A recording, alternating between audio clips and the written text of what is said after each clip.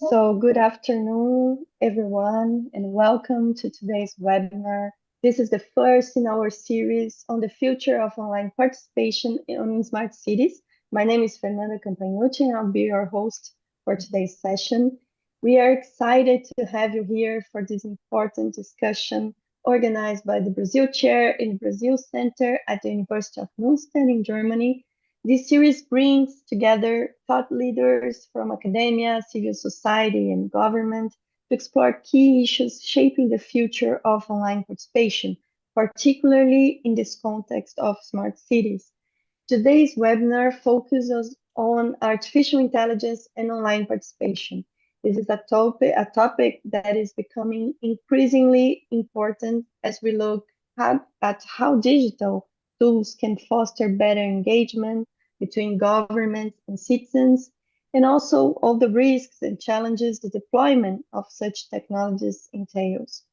Our discussion today will delve on into how AI is transforming participatory governance, the ethical and practical challenges that comes with it, and the future of state-society interactions in this new digital age. So this webinar is part of the SCOPE research project. Stands for State Capacity in Smart Cities for Online Participation. Our project focuses on the role of state capacity in enabling meaningful online participation in smart cities. I invite you all to have a look at our website.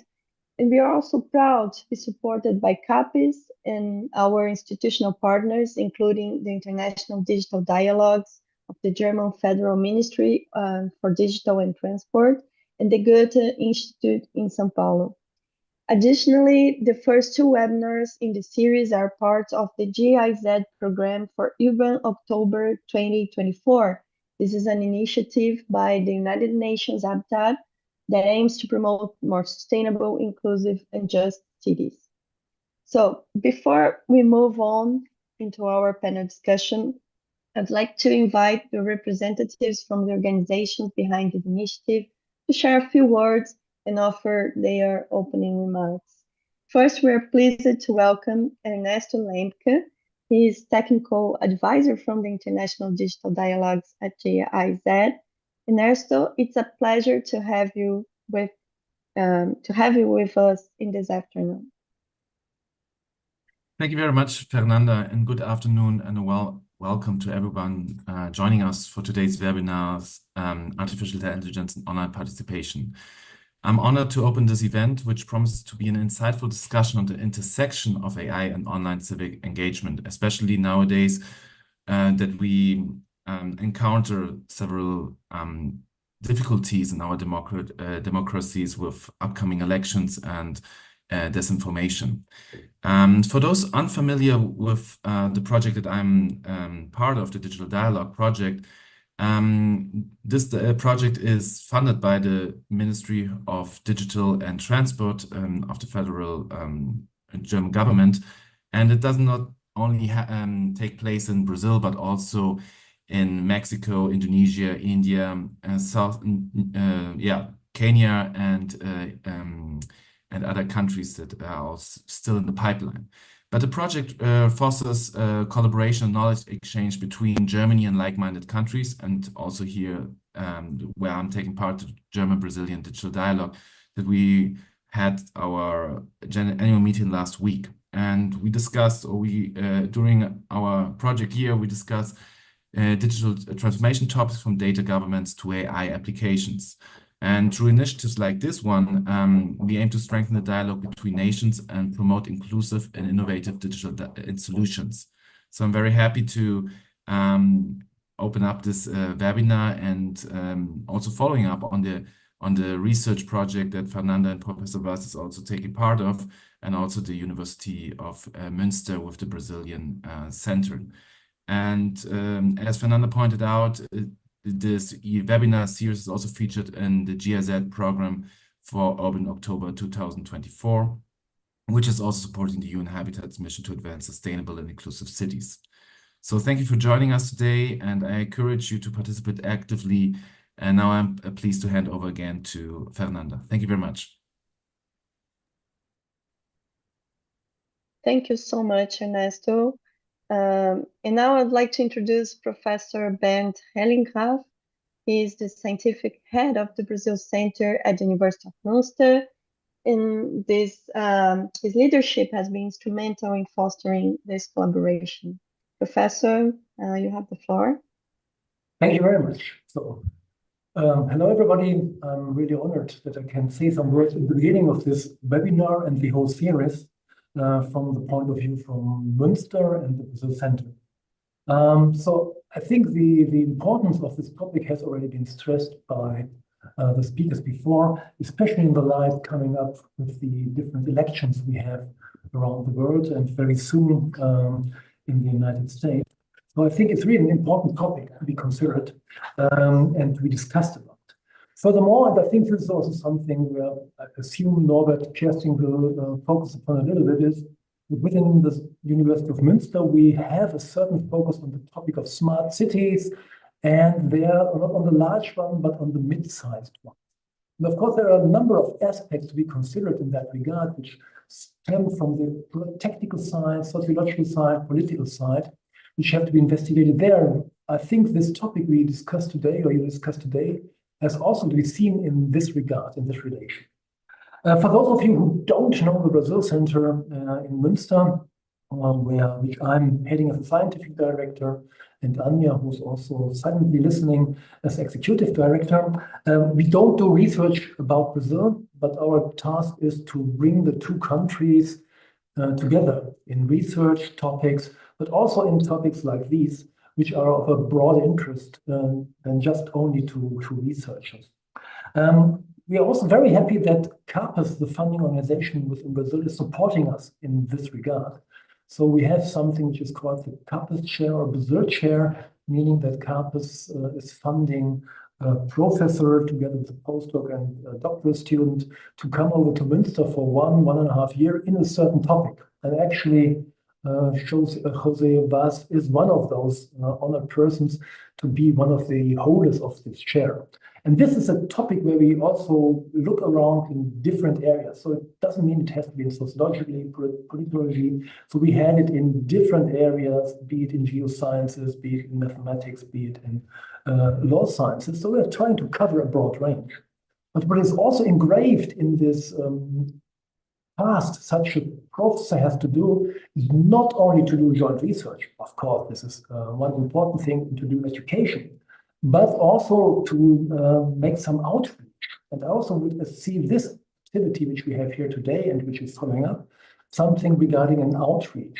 And I'm very happy that in this point we can bring together the views from Germany and from Brazil quite closely, because I think we have a lot of things in common, but also have a lot of different experiences, different backgrounds, which can add up to that, meaning that we really can benefit from the collaboration and the different views we will hear and see about within the next hour and in the next webinars. So I'm very happy to have this series started. I wish you a very interesting and fruitful and lively discussion. And I also hope, of course, that you will join the other webinars which are coming up in the near future. So thank you very much and have a good discussion. Thank you, Professor Hellingraf. And last but certainly not least, we have Professor José Carlos Vaz, who holds the Brazil Chair at the University of Münster and is also a professor at the University of São Paulo. Professor Vaz leads the research project Scope that frames today's discussion, and it's talking from São Paulo now. Hello, Professor Vaz. Thank you, Fernanda. Good morning for who is in Brazil, and good afternoon for you that is in Germany. Thank you for joining us in this exchange of knowledge about this issue of artificial intelligence and citizen participation in the cities. Cities are essential spaces for dialogue and for our democratic life. And as it was stated before me, we have a strong challenge. We have to must take advantage of technology to strengthen the democracy.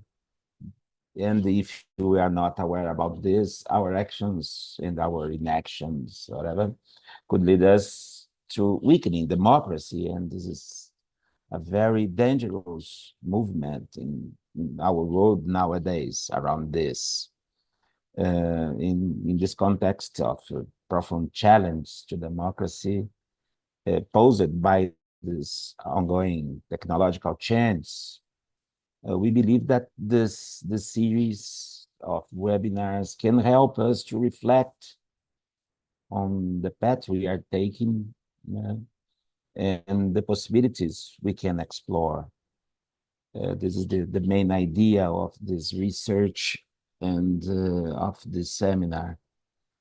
And I would like to express my gratitude to today's speakers, Professor Clara Keller, Professor Andreas Junger, and Mr. Ricardo Poppi, and a very special thank you to Professor Norbert Kersting, not just for moderating today, but for his very, very strong and warm full support to us in the Brazil chair in the EF poll.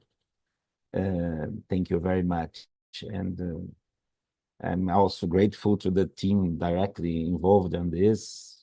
First of all, Fernanda Campagnucci, very, very important role in this whole series in this research. It's a great pleasure working with you, and also to Italo Nascimento, and for the support from our colleagues from the Brazil Center at the University of Westminster, Ana Lawrence and Cátia Cordeiro dos Santos, that they have supported this series since the beginning of the first idea. And of course, I want to also like to acknowledge the institutional support received from the Brazil Center, from Professor Bernd Hellingraf, and from CAPES, from GTZ, and Ernesto Lembach here, from the International Digital Dialogues, and from the Goethe Institute of São Paulo. I also want to thank my students at the University of São Paulo that supported in the promotion of the initiative also. So thank you very much for everybody, and let's start our discussions. Is the most important here. Thank you.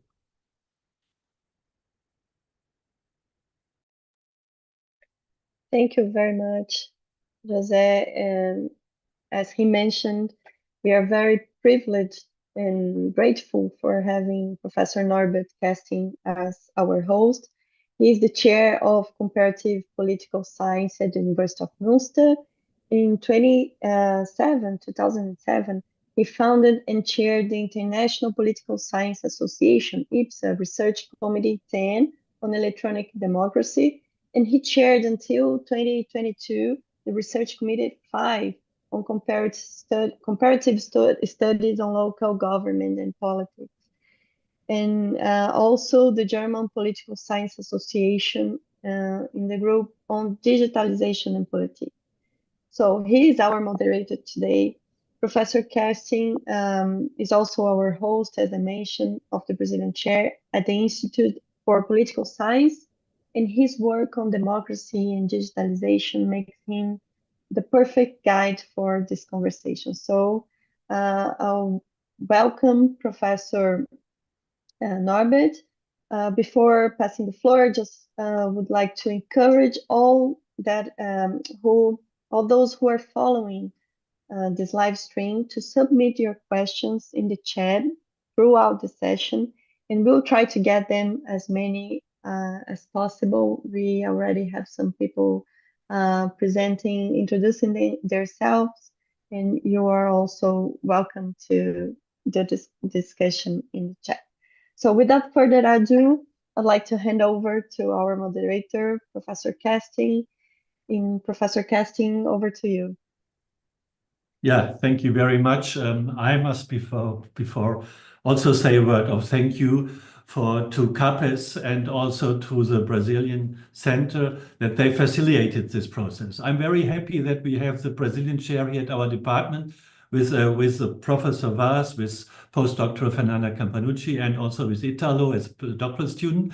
And I'm very happy to have them here because they make the life here at the department much more lively. I mean, we have a joint lunch now every Tuesday. There is a Döner Tuesday, and we have a lot of discussions in the Mensa here discussing politics, but not only politics, also online participation. You see, I work on the field on participation since the 80s and 90s, and I was in Britain. I had a chapter in a book which was called in the 90s Democracy Export to the Global South, or at that time we said developing countries. And since I'm here, since 2010 in Münster, I have seminars totally in the other direction. We have seminars called Learning from the Global South, and especially we learn a lot in democratic innovation. As we all know, things like instruments like participatory budgeting are developed in Brazil and not in the old democracies in Europe or in the United States or elsewhere. So there are a couple of important innovations, administrative but also democratic innovations coming from the Global South. And now we have a much more a kind of exchange of ideas. And it's wonderful to be at the university to have this possibility and this personal exchange as well. When it comes to the cities, it was already mentioned, we have projects on smart cities since some years, and one on medium-sized, but we also compared big cities. There was always a discussion with smart cities that smartness is focusing on smart energy, on smart traffic, on different topics. But the old traditional definition of smart city always included smart participation. As you remember, Shurabi and some other authors on important conferences in Hawaii, they had always this component of smart participation and online participation included in the smart cities. And the city was not smart, that was the idea, without having this kind of online or offline participation. So I'm happy that the focus is still on this. It is also important to see that it's not only a thing of government producing something, what I call the so-called invited space, where government produces a certain instrument, but it's also important to have the civil society groups implementing certain stuff and instruments and certain participatory projects as what I call the invented space. So these two areas, these two perspectives are important also, and I hope that we can focus on this discussion here and in the webinar series as well. What is also important when it comes to digitalization for me is what I learned it from blended learning. I use the term blended participation. So we should have in mind that sometimes it's not only online participation, there is a broader discussion, and sometimes it's helpful to have face-to-face participation, analog, non-digital, although digital participation is of course a new instrument and important, has some benefits and possibilities, but also has a lot of problems coming with it. When it comes to participation, we have in the last years already mentioned the strong trends toward participatory budgeting in all cities. Also, the wave came, I said the caravels are coming back. The wave from Brazil came to Spain, it came to Europe, and all German cities, all bigger cities had participatory budgeting implemented. What is now on the agenda is very interesting, is a lot of deliberative mini publics are on the agenda, which is important to see that here sortition, randomly selected people are gathering and bringing in ideas. That's a new instrument which is now very strong on the agenda, sometimes combined also with participatory budgeting processes. What is also important to see, a lot of online platforms are coming. We all know Consul, which is now everywhere in the world, in a lot of countries, also in Germany. We have some other alternative instruments and platforms, but Consul is becoming one of the biggest. But what's also interesting to see other instruments which are more community-based, like Decidim, for example, also developed in Spain and Barcelona in this case, not in the Madrid like Consul, and being a platform which includes different instruments and allows also for blended participation. So what we analyze just briefly, when we focus, we evaluate all these different instruments, the different sequences. We have a project called Direct and Deliberative Democracy, We analyze the combination of online, offline participation, who participates, what is representativeness is important, what is the quality of moderation, of information, of deliberation, and finally, of course, we see what are the results of these instruments. And here we focus, for example, is there a broader debate, not only in mini publics, also in the maxi public, for example. So these are different topics where we focus on. And I hope that we can answer some questions here, because the new big elephant in the room, of course, is the artificial intelligence. What kind of instruments can be brought in by AI in this field of participation? And where is it helpful, where it is supportive, and where it is probably also causing risk, because we should always focus. There are always two sides of a medal. What we see also in other instruments may also happen be the case for artificial intelligence. So I'm happy that we have now the presenters here. We have 3 presenters. The last one will be Andreas. You have to wait a little bit before Andreas Jungherr will present at the end. Every presenter will have around 10 to 15 minutes. Second will be Clara Iglesia Keller from Weizenbaum Institute. Andreas is from the University of Bamberg. And Ricardo Poppi is a colleague, and I'm very glad to have you here, Ricardo, because you are representing the civil society. What I said, the invented space, which is very important. And we would, you also have a presentation on that. You are director of the Instituto Cidade de Democracia. I don't know, I'm Spanish speaking more, so I forget my portañol, how they call it. Sorry for that. But you are part of the civil society group. I'm very glad to have you here. And I immediately give you the word and your time for your presentation. Thank you, Ricardo. Thank you, Professor Kessling, and I'd like to thank you, everybody involved in this organization, Fernanda and Professor Vaz, and all professors and students involved on that. It's a pleasure to contribute to this important topic. I'll share my presentation so I can organize a little bit what I brought here. You can tell me if you can see the first slide. It's all right? Yeah.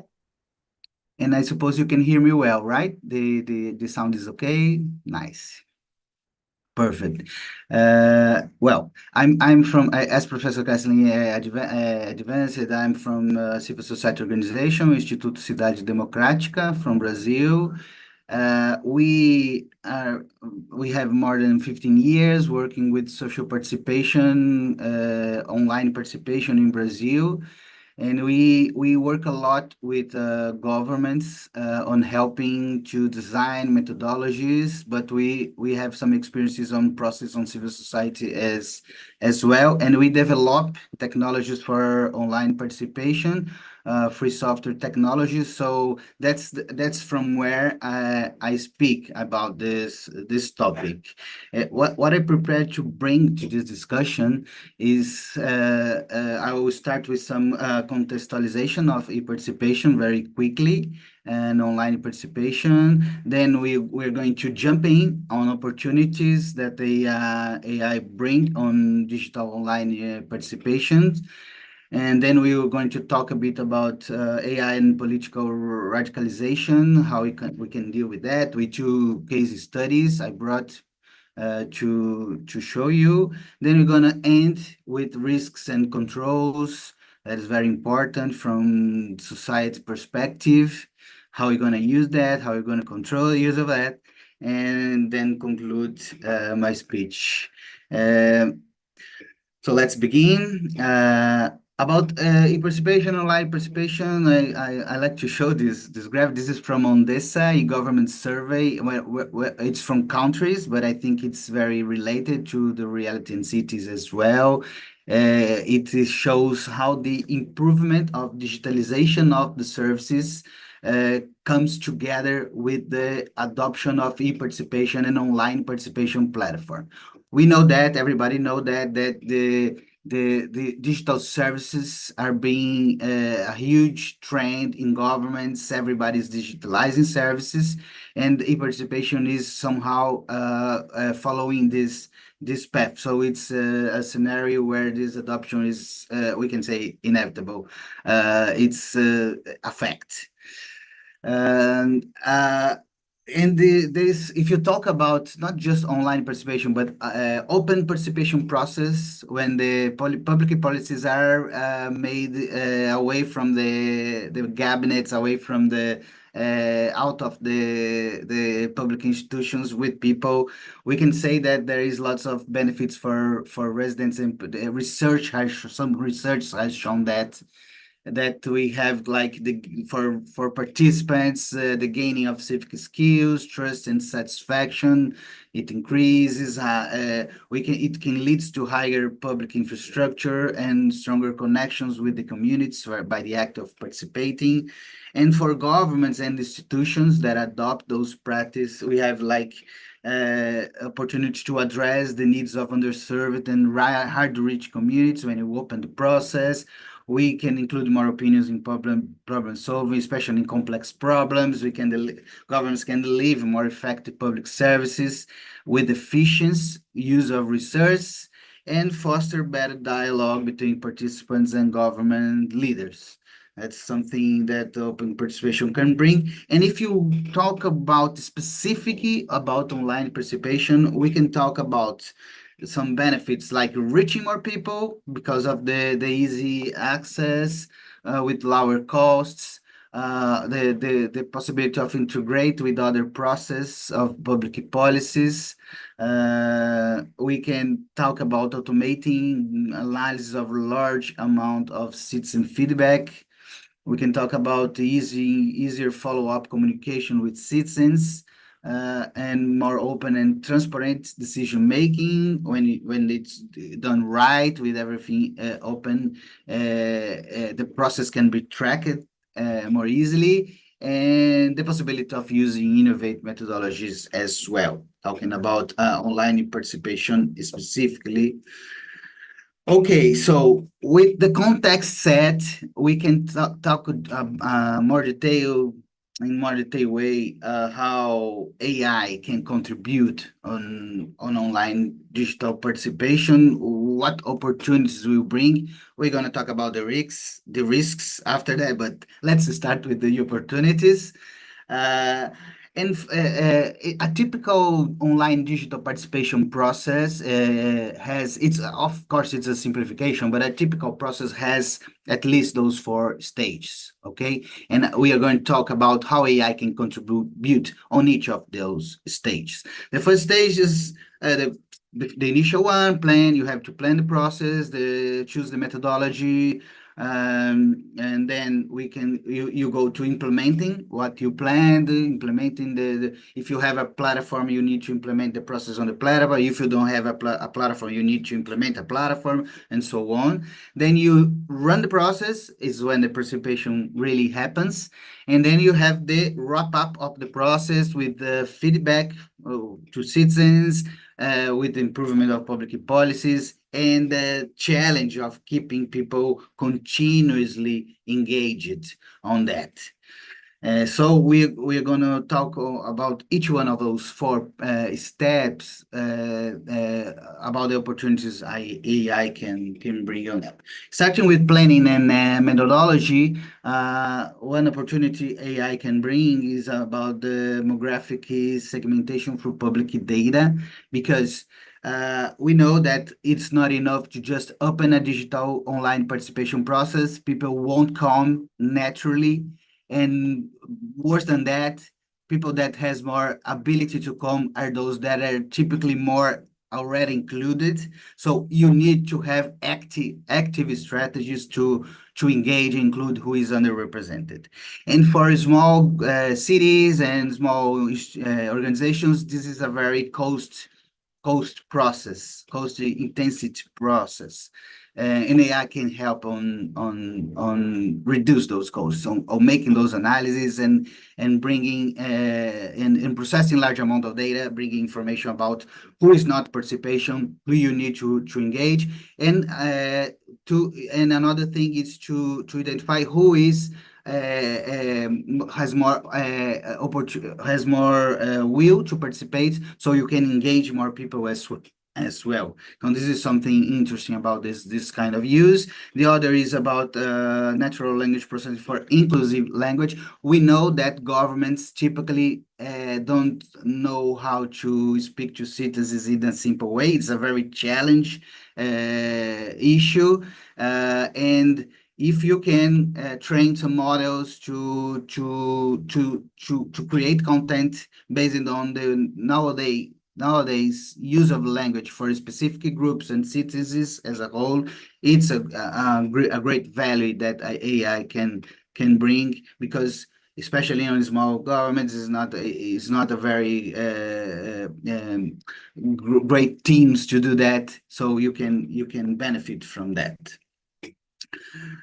If you jump to implementation phase, we can use AI for usability testing, even in both ways, like even simulating the participation on platforms. But I think the most interesting is not even that, but processing the data about participation previous process, because it's a very cost intensive to process large amount of data on that, and to identify how you can make the less friction on participation process, how you can improve the usability, and then AI can help on processing those large amount of data for getting more people participating easily. And this is a vector of inclusion as well, because difficult platforms exclude people that are not digital literated and have proper means to participate.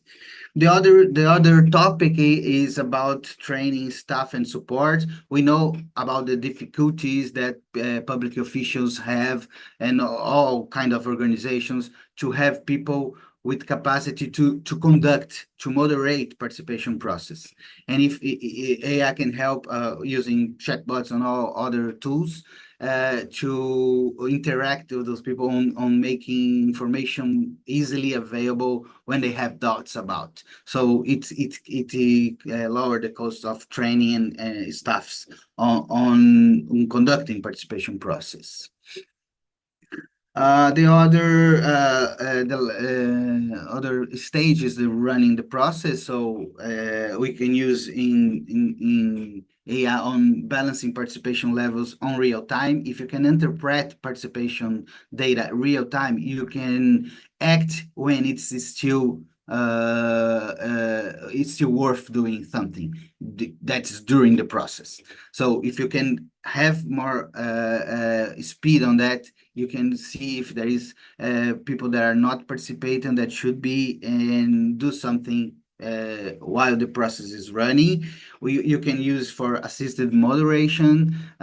We in Brazil Participativo project in Brazilian government, federal government, it's a use being made on that to help to flag to moderators when some content is contrary of terms of use and legislation. You can use chatbots as well for participant support, but not just only support, but you can use that to provide detailed information on process. So because sometimes people don't have the information, and some institutions want to give the information to people previously of the process. We know that is not inclusive. Lots of information before people participation it hires the barrier of participation. So if you can do that, meanwhile the process in a conversational interface, it's better for inclusion. So it can be a good use. And the last one for this step of running the process is the combination of online and offline participation. This is very costly for most organizations and governments, and people can most of the time you are not able to do that. And with AI automatizations, it lower the costs as well and make it viable for small organizations, small cities, governments, and other organizations. So the combinations like automatically reading what people wrote on offline participation process to combine with online is another opportunity. And the last step is about feedback and continuous engagement. So you can use AI for summarization and analysis. It's important because most of the process have a rule of victory.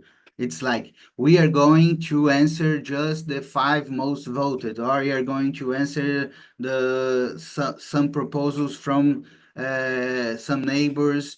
And if you can automatize the reading, you can surpass those kind of limitations. You have the ability to read everything, to read what every citizen has brought.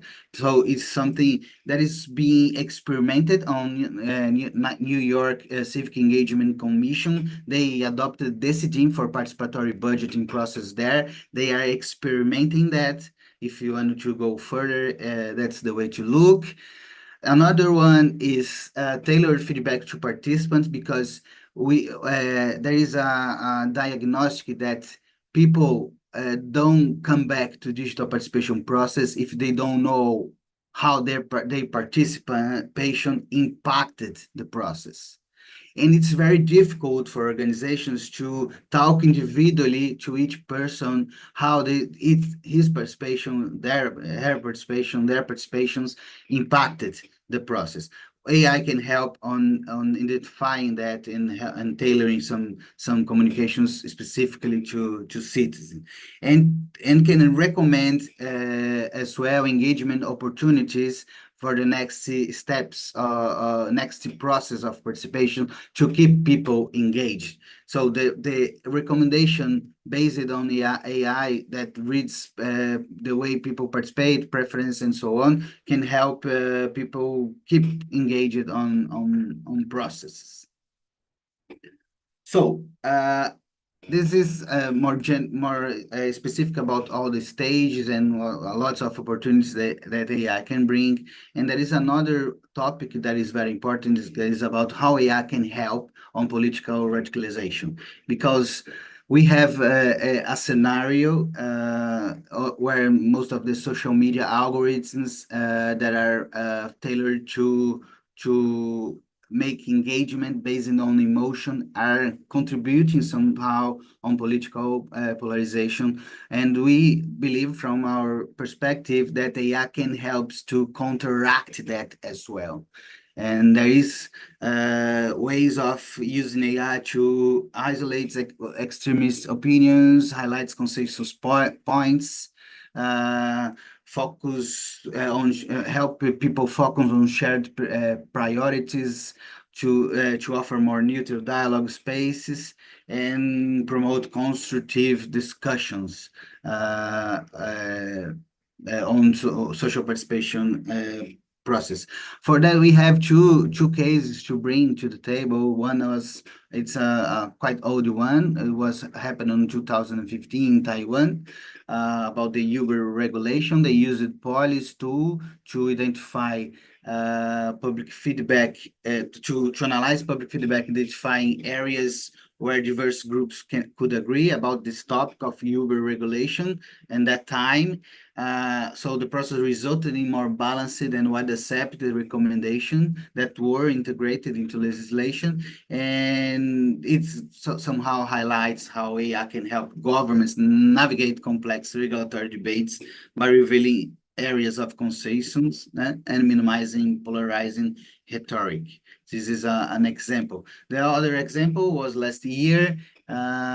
with the use of tool Empurrando Juntas. That is one of it's the main tool that our institute develops. It's a common used by many organizations, but we are part of this community. We launched this community, and we used that on the discussions of platform regulations in Brazil last year, and we could gather diverse opinions on how platforms should be regulated.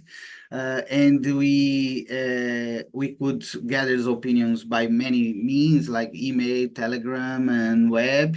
And we could analyze how which topics could bring together people that are favorable and contrary of regulation, and we saw the child protection subject. It emerged as a topic that could unite the advocates and the critics of platform regulations. So it was a insight that came from this by using those algorithms on trying to do consensus building on that. And after that, we saw all the opportunities on participatory processes, on polarization, how to deal with the problems. Now we're going to talk a little bit about the risks just to finish the presentation. The use of AI on online participation bring those risks of bias. When you empower the use of those algorithms, you have with no controls, you will have a bias that's related to how the algorithms were trained, the training base. You can undermine transparency if nobody knows how the decision is being made. The path by those algorithms makes the decision needs to be clear. If you don't know, the transparency is undermined. So with that, you can have the risk of eroding much more the public trust. We have the risk of data breaches because of the use of intensity of data to train the models. And you have the problem of lack of accountability. It's like, who decided? The AI decided. No, it's not acceptable. It's not only AI is a tool. Who makes the decision are people and institutions. So you have a problem of accountability on that. And the way of hindering, mitigating this is the use of algorithm impact assessment. It's a bunch of methodologies and that provide the systematic evaluation on the potential impacts of AI algorithms to foster trust on digital participation process that use that, so safeguard democratic values, and to ensure that marginalized voices are not excluded or misrepresented. If you talk about the core elements of AI, you have like transparency and documentation to see what is every step is being made to make those decisions, even by an AI algorithm. We have some methodology of bias check to see how is the bias and to correct that. You have privacy and data security measures to define how the data will be used to training and all this stuff. You have the accountability problem, so that I talk a little bit in the previous slide. The accountability problem is like the responsibility of the decisions are not for the AI. It's not AI responsibility. It's not the algorithm responsibility. Are people and institution responsibility. So it has to have a framework for that.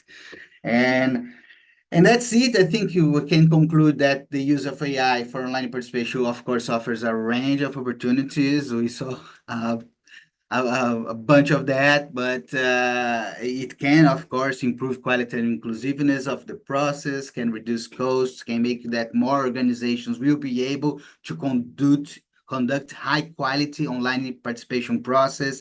It's real and it's happening.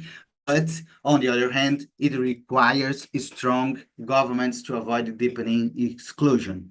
And we need to have this worry on making AI systems transparent, explainable, accountable.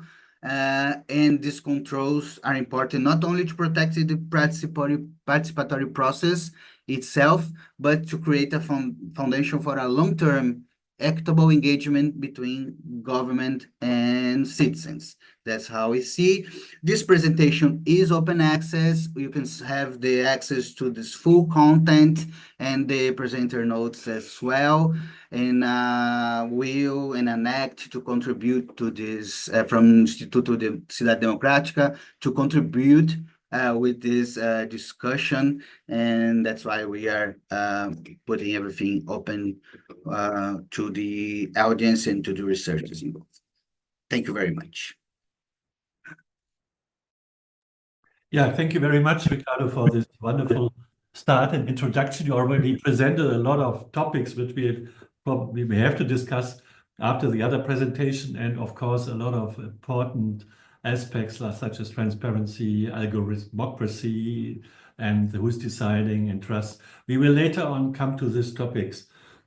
Before that, we have the second presentation. Clara Iglesias Keller is from the Weizenbaum Institute. The Weizenbaum Institute is an institute developed, and I don't know, it's now 6 years or it's a little bit old, not so many years. It is our German Internet Institute. That was the idea of it when it was started at the beginning. There was a rush between different, in the fellow system, different lender wanted to get it, but Berlin got it, and it's now developing in a wonderful way. She has written a very fascinating, interesting article together with Jeanette Hoffmann, and I can recommend it. Probably you can even have sent the link as well. So I'm very glad to have you here, and I immediately give you the floor for your presentation or your speech.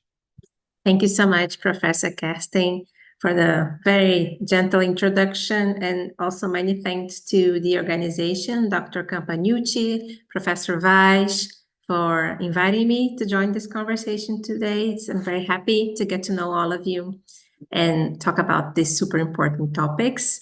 I need to say that I feel like I'm among political scientists, as I usually am, but I'm a legal scholar. As Professor Kersting told you, I'm at the Weizenbaum Institute, and my research group explores how digital infrastructures affect social relations of power and domination. So our research touches upon this topic of AI and online participation through different paths. So we look at how AI interacts with the public sphere, what sort of systems are implemented by different actors to promote participation. Could AI possibly replace political collective decision-making? And also we look a lot of how contestability of these systems is made possible through social practice, but also through law and regulation. So there's a lot to talk about. And of course, we're super interested in how all these questions are crossed by socio-political contingencies regarding equal access, universalization, digitalizations of government, and etc. So super happy to listen to Ricardo Poppi's presentation. I think they might be complementary, so I'll let you be the judge of that once I'm finished. But I would like to focus on two main topics. First, I'm going to bring some broader reflections on the different ways through which AI interferes with our idea of self-determination. And this is just a couple contributions that I got from this paper with Professor Hoffmann that Professor Kersting mentioned already. And then I would like to offer some impressions on how regulatory mechanisms have not been evolving to support these processes. So talking a little bit about digitalization of the state, and also my experience participating in a commission of experts that elaborated a proposal for AI regulation in Brazil. This text has already been through debates in Congress for almost 2 years now. So it changed a lot from the original proposal, but I think it still gives us a lot of food for thought when we're thinking about how are we going to democratize the systems that will promote democratic participation. So first about AI and self-determination, there's two very quick things I'd like to bring to our conversation.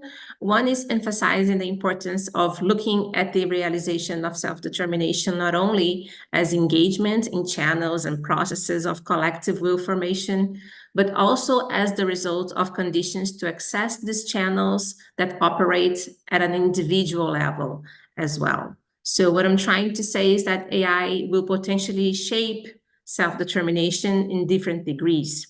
So it's important for us to think what sort of automated tools and how their selectiveness are going to interfere, for instance, with democratic debate, or which sort of platform, AI-based or not, we should implement and stir and enable to include more people in democratic decision-making. But we also need to consider that these and other AI systems will be implemented in contexts where they will also be shaping access to public services, access to education, access to opportunities that will determine people's condition to engage with these channels.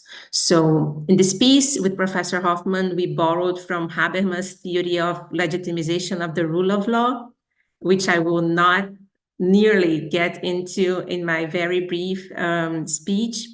But what I think is useful and illustrative in this framework is the idea that political autonomy is bidimensional and encompasses the idea of private autonomy as subjective rights that guarantee conditions for individual development. So here it's easy for us to visualize this when we think that AI will shape, for instance, can potentially shape access to freedom of movement, access to freedom of expression, access to public services. But also the other dimension would be public autonomy. Here, meaning the engagement in institutionalized communication and participation channels that will allow citizens to express their will. So here we think that AI could possibly in the future mediate voting systems, the democratic public sphere, and etc.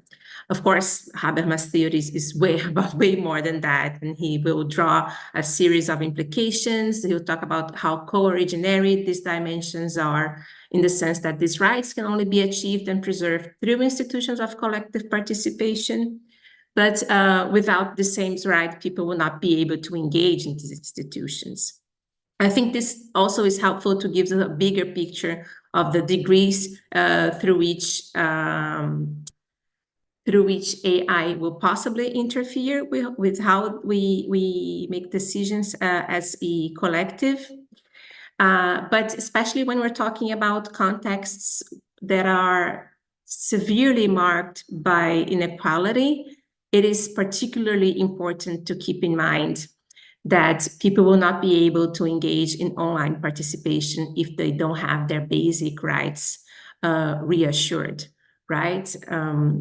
I could even talk about these basic rights that might potentially be shaped by the implementation of AI, as I already did, education and things of the sort, or as my Brazilian colleagues will I imagine agree with me, I could talk about the right to eat, right? If a person is not living in a proper house, if they're not eating 3 meals a day, how do we expect them to be engaging with online participation systems and actually being a part of collective decision-making? So this might be a more extreme example, but helps us visualize just the complexity of this social political fabric that determines whether we are or not part of the democratic process. And something I'd also like to mention here, and I think this is also an important point of the paper, is that how AI will shape these rights and this collective processes of participation as well is still up for dispute. So I think there's a strong perception running through academic and public debates about AI being a threat to democracy. And I can see how imbalances of public and private power, especially at global level, have been crucial in defining what AI systems as we know them today look like, what data they could possibly feed on, and etc. But ultimately, there's no version of AI that imposes itself on democracy, right? These systems, they must be up for dispute. And we tried to show that in our paper in different spheres, right? Algorithmic biases are considered a big threat to rights. Of course, they will ultimately affect citizens' conditions to participate. However, we already have accounts in the literature of the possibility of using AI systems to actually mitigate bias, for instance, in judicial decision-making. Even if we think about AI's epistemic dimension, the fact that political science ponders whether AI could or not compete with democratic decision-making, the risk being that political decisions no longer appear as a result of deliberation and different possibilities of action, but as the execution of an optimal solution according to an algorithmic model.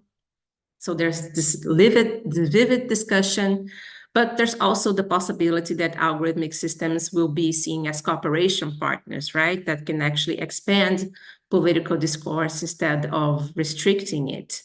And something that also shows this ambiguity, this openness, I would say, is the way that AI has been politicized in regulatory policy discourses. And this is how I start to get into my second point.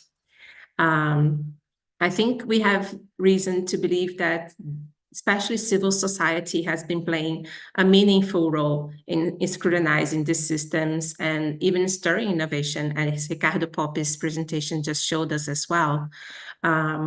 We have a few cases of civil society developing strategies to combat information asymmetry, creating mechanisms for data donation, crowdsourcing methods, trying to understand the logic of algorithms, new curation, and how platforms use them to determine advertising practices.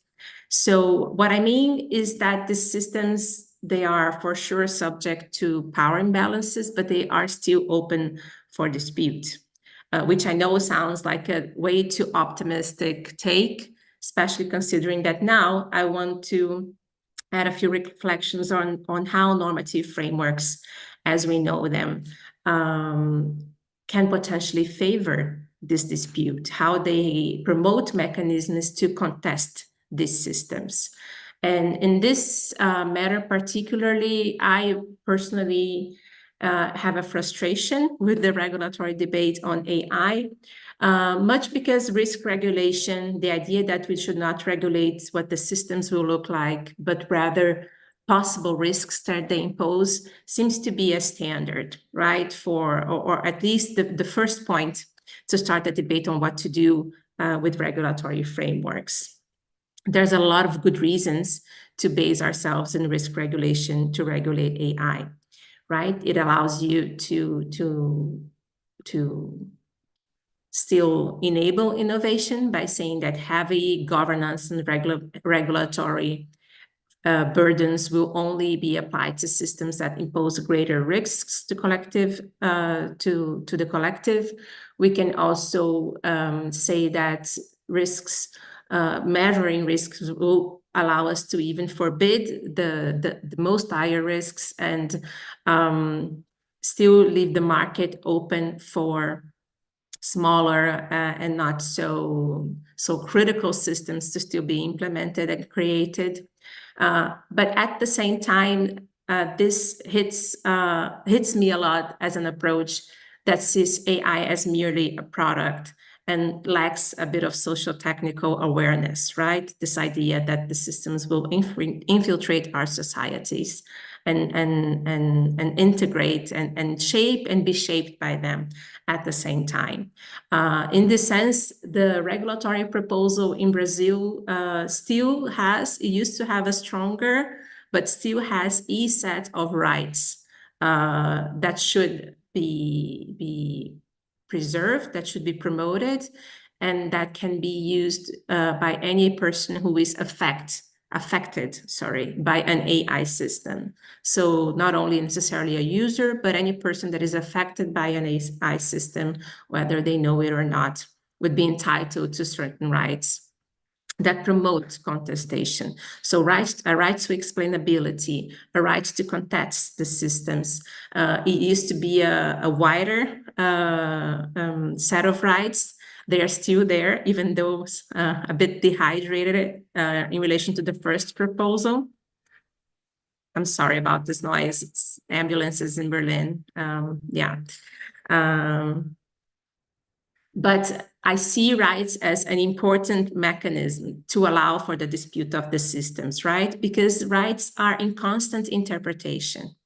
So when you go to judges, when you go to public administration bodies, or even when you are a company and you have to interpret a certain right to make up your own code of conduct, for instance, you have an opportunity to try to understand what that right means, what's its epistemic base, and then try to build on it to try to potentially shape the system as well, right? So it's not only an epistemic base for companies to develop their systems, but also for people in society at different levels to contest these systems.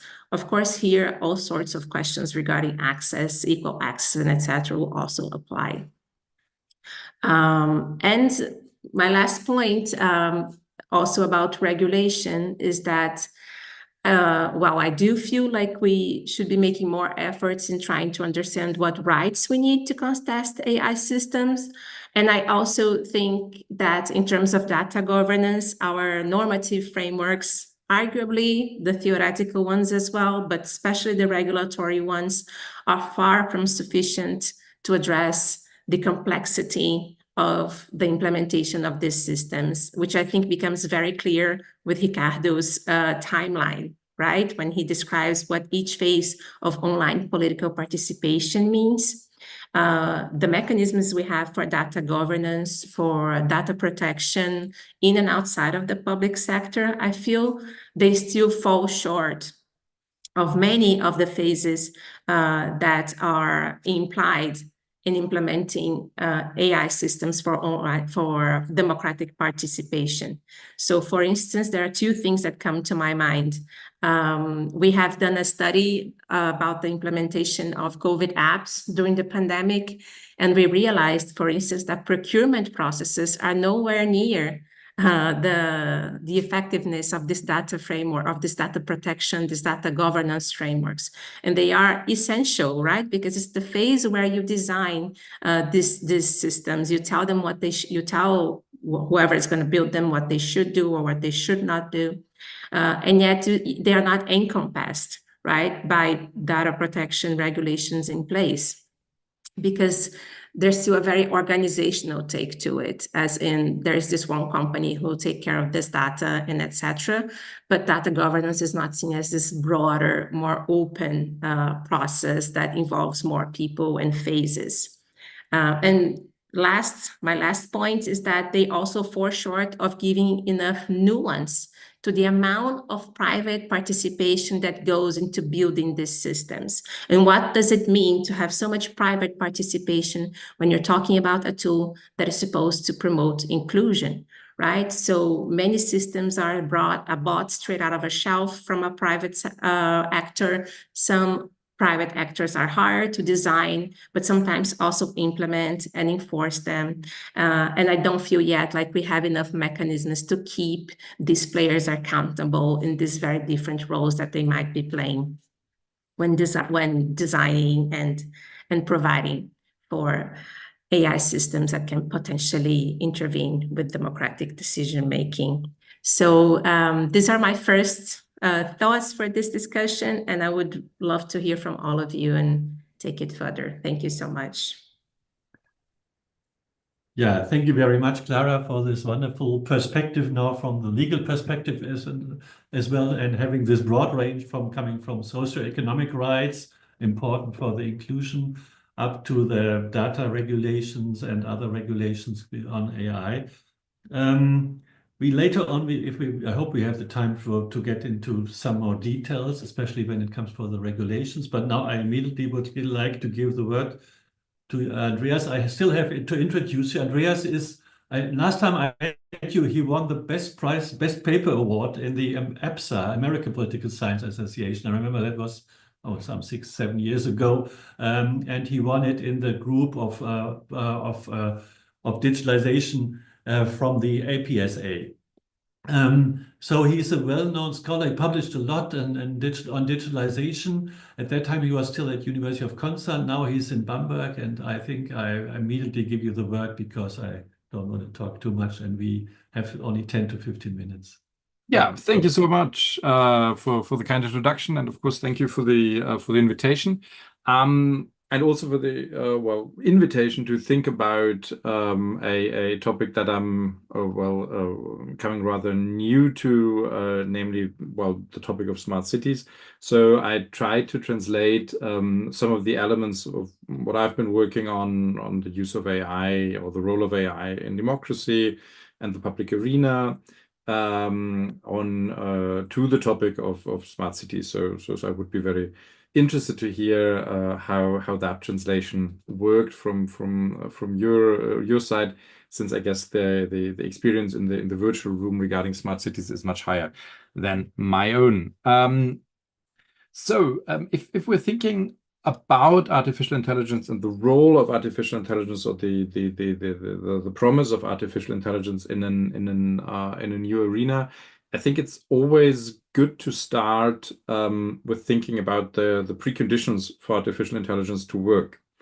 Because I mean, currently we are a little bit looking in the newspapers and looking at the very excited coverage about all this. We have the feeling that AI works in everything, or in everything that matters. But that is of course not true. So AI is a technology which is working for a very, very specific subset of problems. I mean, we're all surprised what type of problems actually fall under that purview and work in that context, but it's still kind of limited, and there are a lot of preconditions for AI to work. And on the one hand, I mean, that is rather trivial. You need to have an arena where there's abundant data that you can learn on and that you can identify patterns of. So if you don't have the data, and if you don't have a phenomenon that lends itself to data collection and to regularities, then AI is of course much less of an help. And I think that is very much important to keep in mind if we're talking about politics, and if we're also talking about local politics, that a lot of the stuff that we're interested in there might not actually be phenomena that lend themselves to these type of regularities that AI is great in identifying, and then for us to use them. So how can we think about that? I think it's important to then say, okay, we need to have a problem that either has a lot of already digitized data available. So you need to have kind of a prior effort in digitizing data or making data available. Then AI is of course very helpful in identifying patterns in that.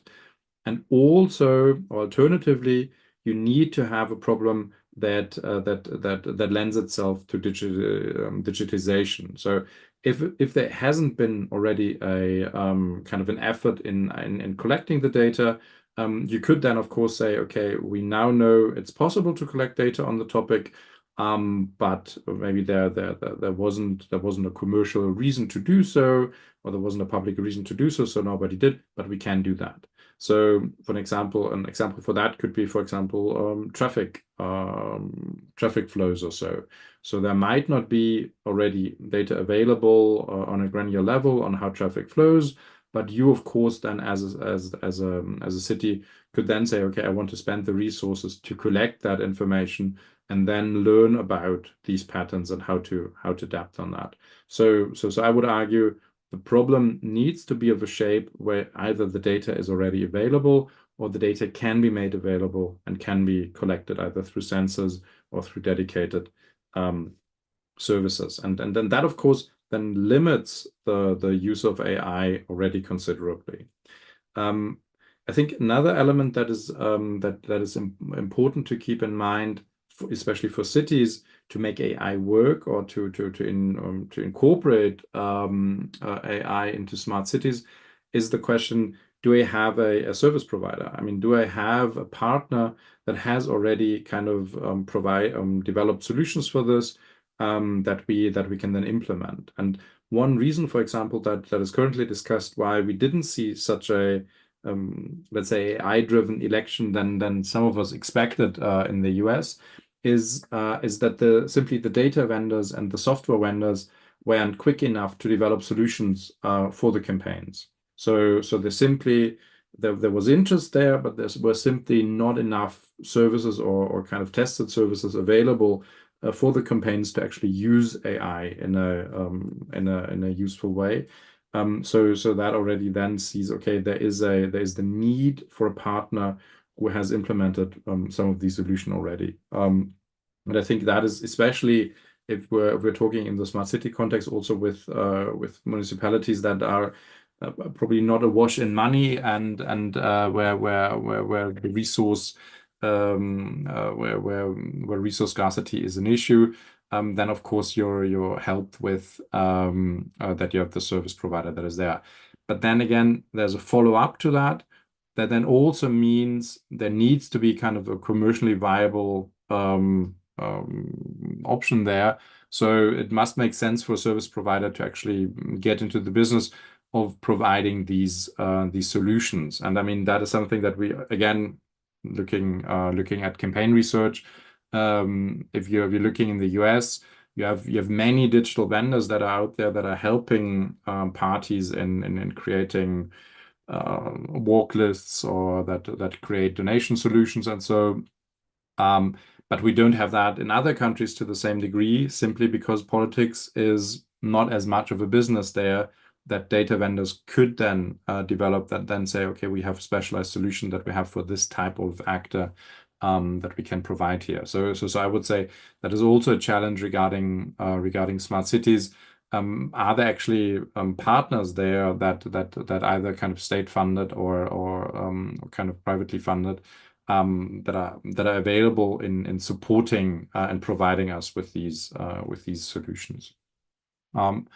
So I would argue if we're thinking about the potentials there, these are some kind of let's say constraints that are there. So am I actually talking about problems that can be documented by data, and am I actually do I have the data available, and then do I have a partner that provides me with a software solution or so that I can actually make this use and apply that.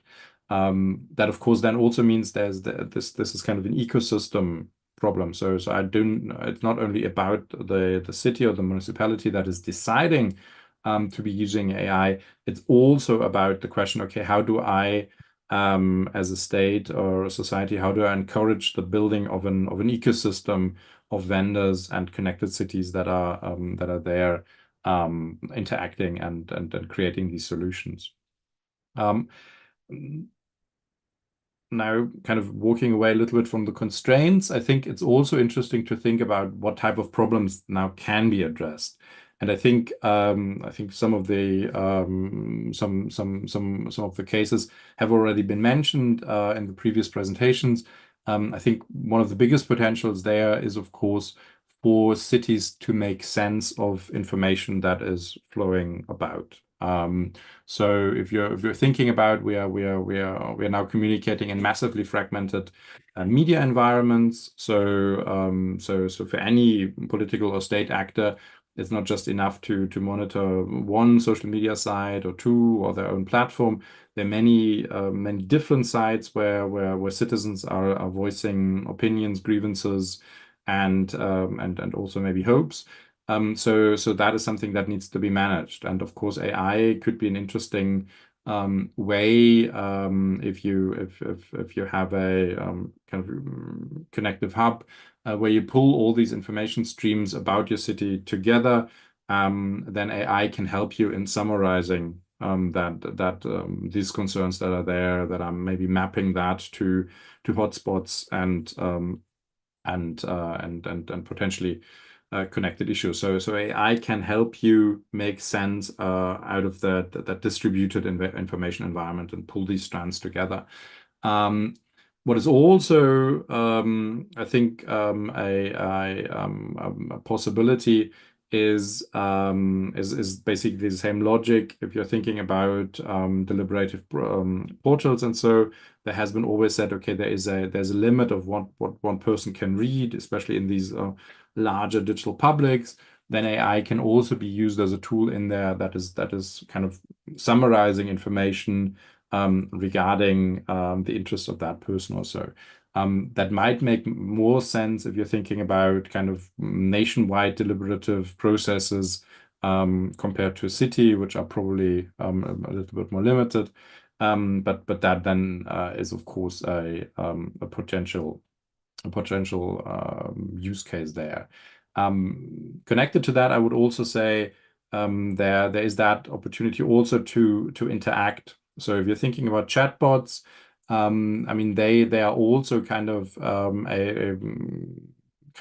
allow potentially cities or actors to communicate with people in a less resource intensive way. So if there are direct questions or so, or if you're seeing there are grievances that are happening on TikTok, then your municipal AI app, TikTok user interacts with that information stream and then says, I hear you have a problem of crime or of traffic or so. Here is a potential access point to the city that allows you to address these things or to make that more visible. So I think that is also something where AI can help engage with with that kind of fractured and multi-channeled information environment that we're in, not just kind of in summarizing what is happening there, but also in automatically interacting with people and pointing them to access points within the city. Because when I'm talking with the managers of the Bamberg Smart City, one of the challenges that they always have is, okay, the problem is that you have inhabitants in the city that are usually living their lives and not necessarily connected with the city. Now they have a problem and they have to find out how to, I mean, suddenly they have something that they want from the city, but then they don't have an access point to the city because they don't know who to contact and what to do. So they write angry comments on Facebook and then form a group that nobody in the city knows about. And suddenly you have well, you have a citizen assembly or something. So people mobilize, but they mobilize kind of beside the participatory channels that are available, and AI could be there to surface that and automatically interact with that. The nice thing about that should all be comparatively cheap because that builds on already developed AI solutions. So that builds on language models that have been trained, so you don't need specific data to do all that. So already that capability is there. It means you have to build the agents that are interacting with that. What could be harder, or I think which definitely is harder, if you think about the smart city itself as a developer in the shoes of being a developer, and then saying, okay, I want to actually solve more kind of material problems that are connected with the city.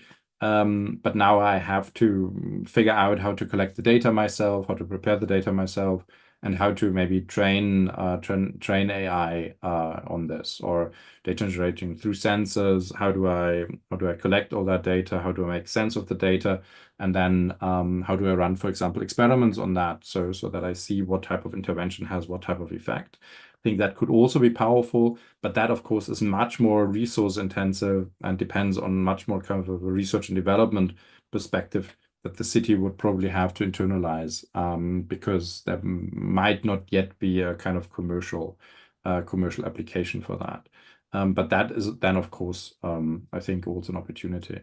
I think the thing that one always has to keep in mind here that AI can be useful for specific things. For example, I mean, the current AI solutions that we have are about information summary, and then kind of maybe pointing people to things. But I mean, if you're thinking about the challenges that smart cities or participation mainly face is how do I get people engaged and how do I provide access points for people to reach me once they have an issue, and how can I kind of make these access points easier, and can I make the contact easier? And I think that is something that these problems persist without AI. So AI solves you some of the issues once people are maybe interested and so. But the central issues in participation, how do I get people to engage with me, and how do I allow them to find me? I think they are more fundamental, and they of course remain. But like I said, maybe I can help with providing some of these access points. Thank you.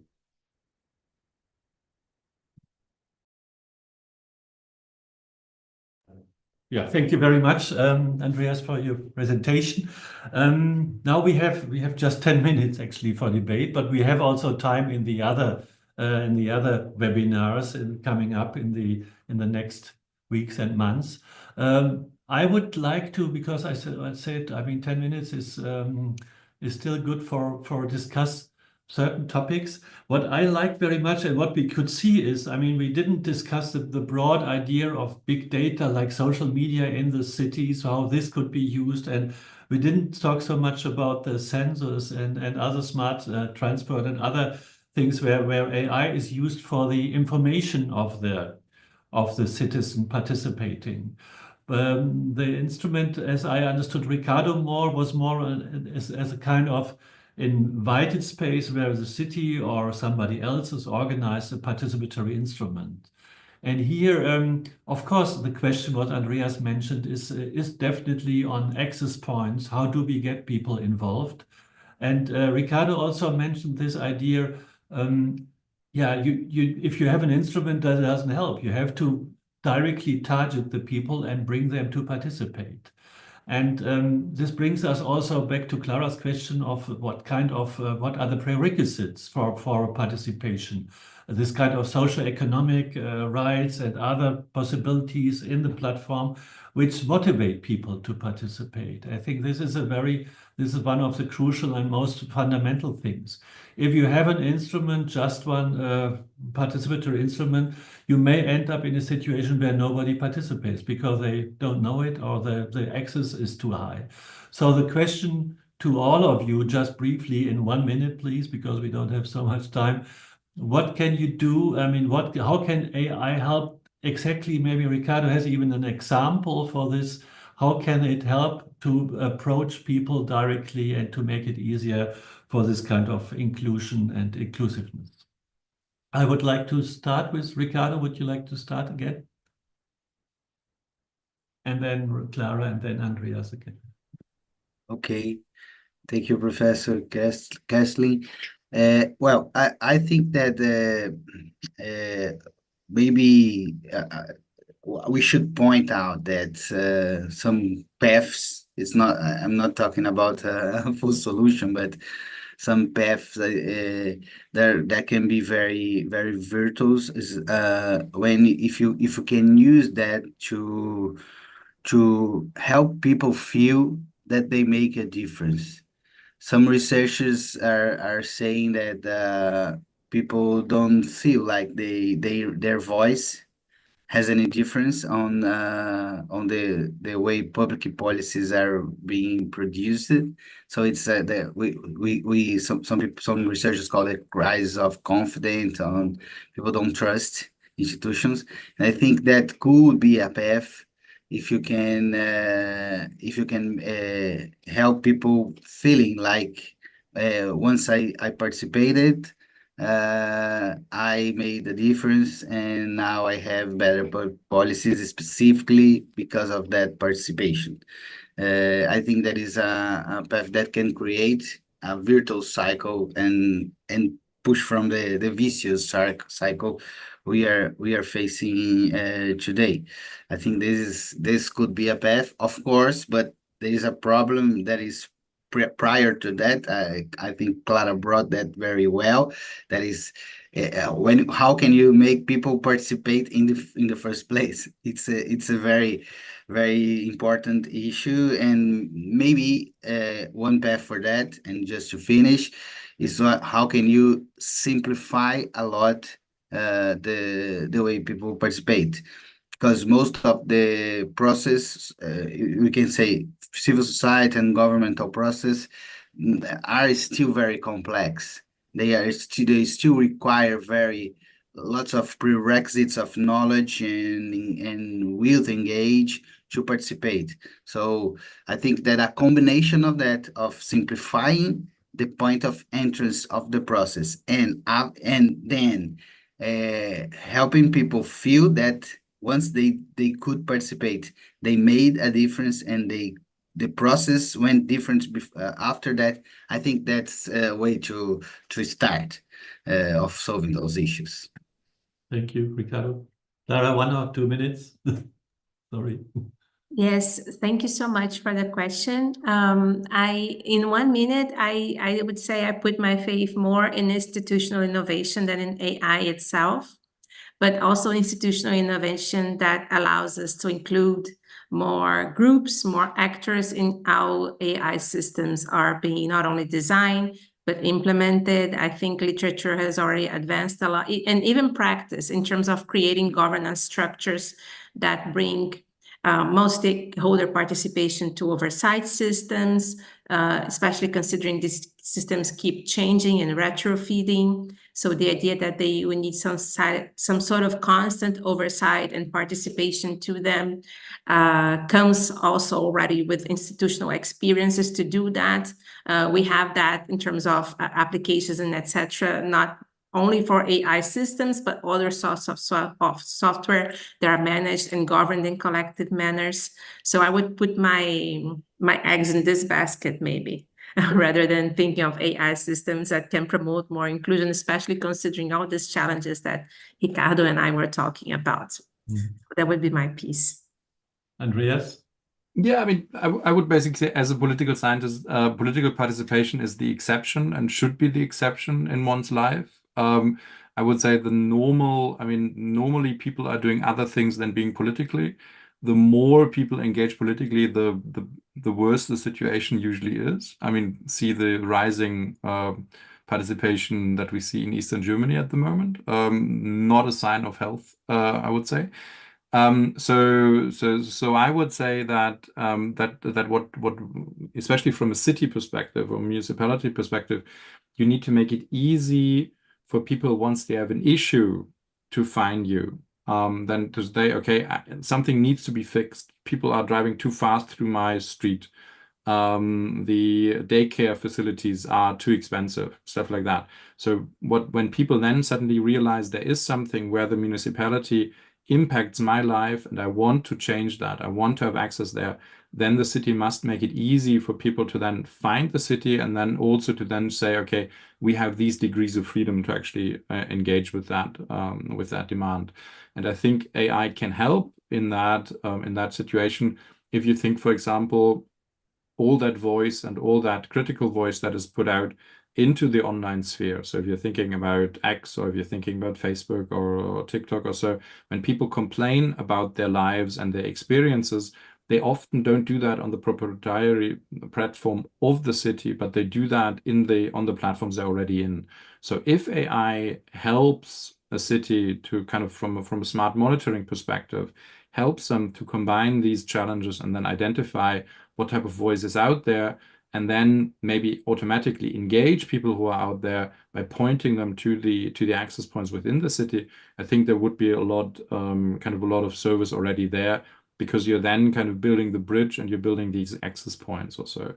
And I mean, of course, another thing could be that if you have kind of locally centered smart city initiatives, of course, there you could also then, through QR codes or something like that, point to the digital shadow that initiative or that space has, and then get people who are invested in the place kind of then, okay, if I'm invested in this place, I can engage with that access point here, and I can connect with that. So I would say it can help, but it needs to be, people need to be pulled into the participatory offering, and we cannot expect that the participatory offering itself pulls people. You need to spend energy to get them there.